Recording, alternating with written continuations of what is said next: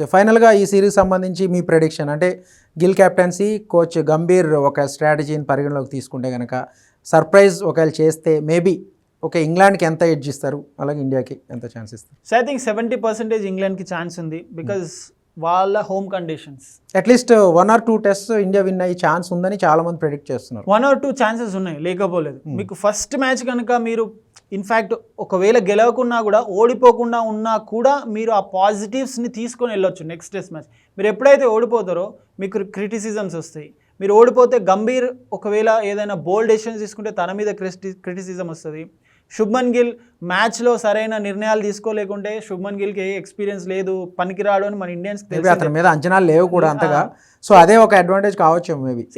కొన్నిసార్లు అదే అవుతుంది. మీ మీద ఎలాంటి అంచనాలు లేకుండా 2007 వరల్డ్ కప్ ఎట్లా గెలిచారు, ఇందాక చెప్పినట్టు ఇండియా ఆస్ట్రేలియా టూర్ కావచ్చు.